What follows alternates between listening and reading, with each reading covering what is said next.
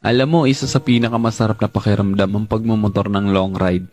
Yung tipong pagsakay mo pa lang ng motor, pagpaandar ng engine, may mararamdaman ka ng kakaibang saya. Dahil kapag nagmumotor ka sa mahabang biyahe, talagang nakakawala ng stress at ma-appreciate mo pa ang ganda ng mundo. Yung tipong habang nagmumotor ka, masasabi mo na lang sa sarili mo na, wow, ang sarap palang mabuhay. Ang ganda pala ng mundo.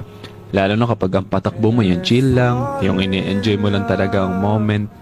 Madami kasi tayo kanya-kanyang problema sa buhay. Pero kapag nagmomotor ka na, makakalimutan mong problema mo. Lalo na kapag maganda ang view, maganda ang kalsada, tapos hindi mo namamalayan, nagkakaroon ka na pala ng positive mindset dahil magaan ang pakiramdam mo eh. Kaya kapag stress ka na, kailangan mo lang din talaga minsan ng mahabang biyahe bilang isang pahinga eh. Ang weird no?